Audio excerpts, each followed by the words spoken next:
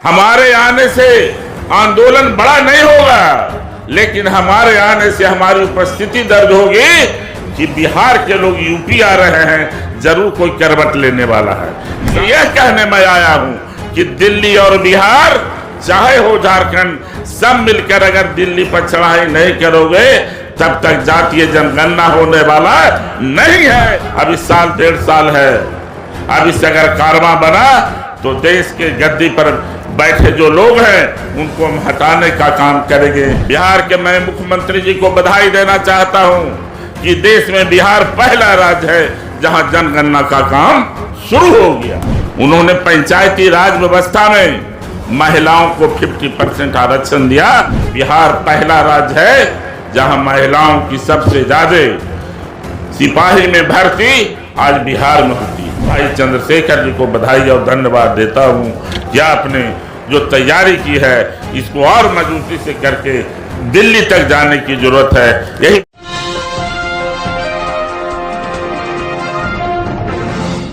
सबसे पहले भाई चंद्रशेखर जी को बधाई और धन्यवाद देता हूं। उन्होंने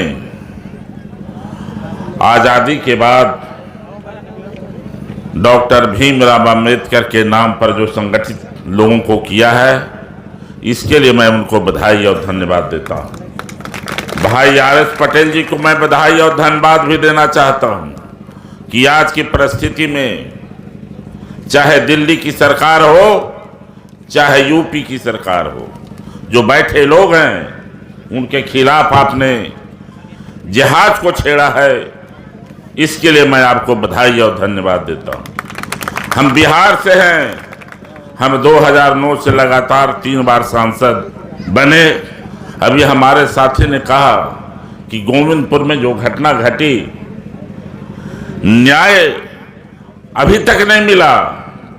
अगर न्याय नहीं मिलेगा तब बैठ के रहिएगा, बैठना नहीं पड़ेगा। लोगों को संघर्ष के रास्ते, धरना से, प्रदर्शन से न्याय के लिए लड़ाई लड़ना होगा, तभी आपको न्याय मिलेगा। देश के सामने आज चुनौतियां हैं। 2009 में मैं भी लोकसभा में था, लगातार भाजपा के लोग उठा रहे थे दिल्ली लोकसभा में कि देश में जातीय जनगणना होनी चाहिए। लेकिन जब दिल्ली में आपके देश के जो प्रधानमंत्री आज हैं मोदी जी, उनके निकट जब आज विपक्ष पूरा एक होकर के जातीय जनगणना का सवाल रख रहा है तो आज विरोध हो रहा है।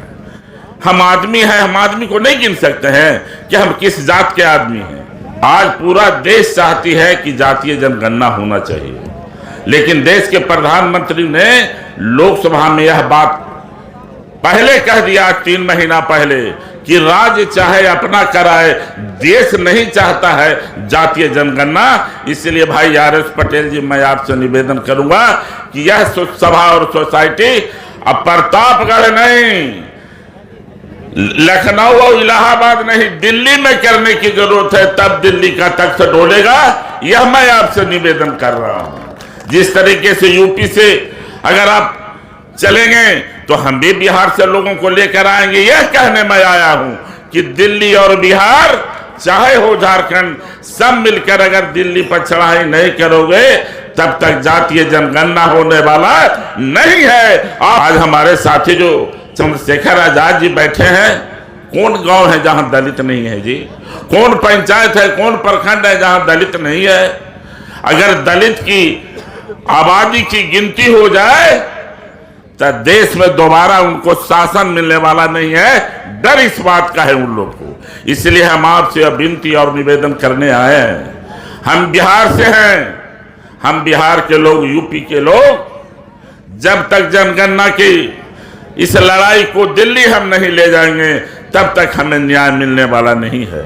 बिहार के मैं मुख्यमंत्री जी को बधाई देना चाहता हूं कि देश में बिहार पहला राज्य है जहां जनगणना का काम शुरू हो गया और अपने खर्चे से शुरू किया। नीतीश कुमार शुरू से उसके पक्षधर रहे हैं। जब बिहार में नीतीश कुमार की सरकार बनी तो उन्होंने कहा कि सरदार पटेल और जो हमारे नेता, संविधान रचयिता, उनका सोच था कि समाज में दलित हो, पिछड़ा हो, सबको सम्मान एक टाइप के मिलना चाहिए। उन्होंने पंचायती राज व्यवस्था में महिलाओं को 50% आरक्षण दिया। नीतीश कुमार का पहला काम हुआ। दूसरा काम उन्होंने कहा कि सभी बच्चों और बच्चियों के साइकिल योजना लागू कर दिया, बच्चों के लिए पोशाक योजना लागू किया। चाहे दलित का बेटा हो, चाहे अगला का बेटा हो, एक ड्रेस में एक स्कूल सब लोग जाएगा, ये उनका सोच था। सबका साइकिल योजना।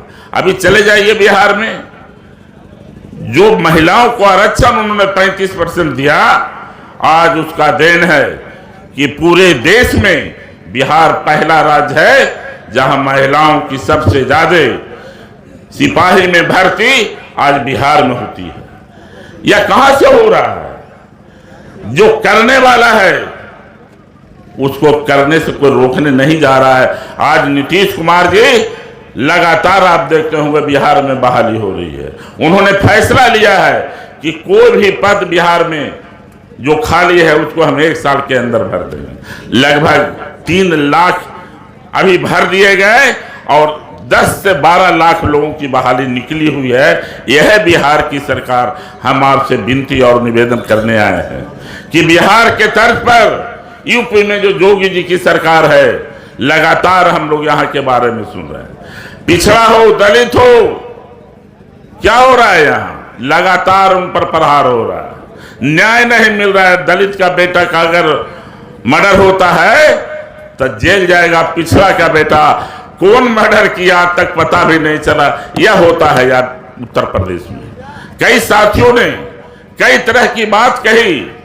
आज जनगणना के सवाल पर इस कार्यक्रम में जो भी लोग उपस्थित हुए हैं, मैं उन तमाम लोगों से विनती और निवेदन करूंगा कि जब तक जातीय जनगणना इस देश में नहीं होगा तब तक आपको न्याय नहीं मिलेगा। इसके लिए दिल्ली चलकर निश्चित रूप से तमाम लोग दिल्ली में लड़ाई लड़ें, तब आपको न्याय मिलेगा। यह मैं कहने आया हूं साथियों। सरदार पटेल के पद चिन्हों पर चलने वाले जो भी लोग हों, आज हमारे बीच में जो संविधान के रचयिता हैं, उनके प्रति मैं कहना चाहता हूं कि उन्होंने जो संविधान लिखा, एक एक आदमी को उन्होंने आरक्षण की व्यवस्था की। चाहे दलित हो, शोषित हो, पिछड़ा हो, जो भी कमजोर जात है, उसके लिए भी उन्होंने आरक्षण किया। और हमारे जो शोषित हैं, पीड़ित हैं, हमारे साथी ने कहा कि जब तक तुम शिक्षित नहीं होगो तब तक आप आगे नहीं बढ़ेंगे। इसलिए मैं निवेदन करूंगा कि आप शिक्षित बनो, संगठित बनो और संघर्ष करो, तभी आपका आगे कारवां बढ़ेगा और न्याय मिलेगा। साथियों, आज के इस बैठक में विस्तार से लोगों ने चर्चा किया है और मैं एक बात और कहना चाहता हूं कि आज हमारे देश में जो परिस्थिति है, अभी हमारे विधायक जी आर.के. वर्मा जी ने बड़ा विस्तार से चर्चा किया। मैं उनके जो उन्होंने आज भाषण में बात रखा है, मैं उसका समर्थन करता हूं। और देश के जो प्रधानमंत्री लगातार यह बात बोल रहे थे कि देश में जब हमारी सरकार बनेगी तो किसानों की आमदनी दुगना हो जाएगा। आज तो हम देख रहे हैं किसान गरीब लोग बैठे हैं, कितना दुगना हुआ? 8 साल हो गया, समय पर खाद नहीं मिल रहा है। समय पर अभी बता रहे थे महंगाई पर, हर क्षेत्र में महंगाई। लगातार अडानी जो बड़े बड़े उद्योगपति हैं उनको माफी दिया जा रहा है। आपको मालूम होना चाहिए अडानी का 12,000 करोड़ रुपया माफ कर दिया गया। जो भारत सरकार का लोन था उससे माफी कर दिया गया। अडानी कौन है? अडानी कोई साधारण व्यक्ति नहीं है। अगर आप कर्जा लेते हैं बैंक से तो आपके दरवाजे पर 6 महीना के बाद पुलिस जाना शुरू कर देगी।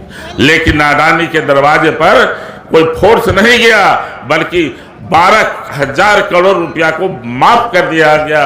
यह है मोदी जी की सरकार। लगातार जो सामंतवादी हैं, जो कैपिटलिस्ट हैं, जो उद्योगपति हैं, उनको पैसा को माफी दिया जा रहा है, लेकिन गरीब को पैसा माफ नहीं किया जा रहा है। मैं आपसे विनती और निवेदन करूंगा कि लगातार